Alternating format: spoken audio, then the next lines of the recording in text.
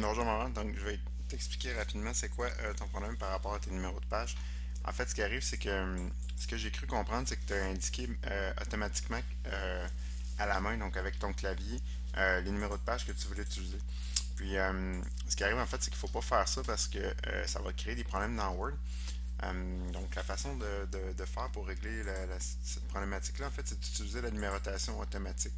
Donc, si tu veux insérer un numéro de page dans ta page Microsoft Word, tout ce que tu as à faire, je vais enlever celui que j'avais mis ici, c'est de venir utiliser l'option de pied de page pour mettre comme de quoi que tu vas avoir un numéro de page. Donc, quand tu double-cliques dans le pied de ta page, là, ici, dans l'onglet Création, dans le bas, tu vas avoir la possibilité de mettre tes numéros de page. Donc ici, puis là, à ce moment-là, dans le bas de la page, si toi tu le voulais à droite, tu as la possibilité d'utiliser ce qu'on appelle la numérotation automatique comme ça.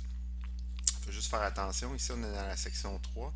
La section 4, ici, elle est considérée comme étant identique à la précédente. Je vais juste la décocher et la recocher pour qu'elle l'écrase puis qu'elle prenne vraiment qu'elle écrase les valeurs qui étaient déjà présentes là. Puis normalement, ton numéro de page ici devrait changer. On va juste voir. Là, dans ton cas, je pense qu'il y avait l'option de page paire et impair différentes.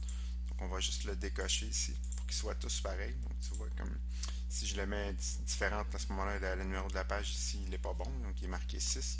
Si je le mets pareil à ce moment-là, il redevient comme ça. Donc là, maintenant, on a 3, on a 4. Si on va voir un petit peu plus bas, 5, 6, c'est bon. Puis comment faire pour savoir si ton numéro de page est automatique? En mettant ton curseur par-dessus. Donc en sélectionnant le texte, tu vas voir qu'il est grisé. Donc s'il est grisé, c'est bon. Si tu, comme toi, tu l'avais mis automatiquement, il n'était pas grisé. Donc 7, on va regarder. 8, 9. Donc tes numéros de page sont maintenant valides. La seule chose qui te reste à faire, c'est dans la section qui est ici, on veut que le numéro de page il démarre à 1, donc sur la page du Canadien. Donc comment on peut faire pour faire ça? Tu peux faire un clic droit sur le numéro de la page après l'avoir sélectionné. Donc tu le sélectionnes ici comme ça, tu fais un clic droit. Puis dans les formats des de numéro de page ici, tu peux lui dire que tu ferais démarrer ton numéro de page à 1, simplement ici. Si tu ne te rappelles pas de l'option du clic droit ici des formats des numéros de page, tu as la possibilité, en allant sélectionner ici ton numéro de page, d'aller via les numéros de page, chercher le format des numéros de page en haut comme ça. Donc ici, tu peux dire à partir de, ici on va venir spécifier 1, je fais OK. Donc là maintenant, ce qu'il va faire, c'est que dans la section ici, il va repartir à 1, 2, 3, 4, 5, 6, 7. Donc les numéros de page maintenant sont bons. Il va juste rester à aller voir s'il y en a il y en a qui se sont appliqués sur ta table des matières. Donc ça, on voit qu'il n'y en a pas. Puis sur la page de présentation non plus. Donc normalement, tes numéros de page devraient être valides. Donc tu pourrais l'essayer, ça devrait fonctionner.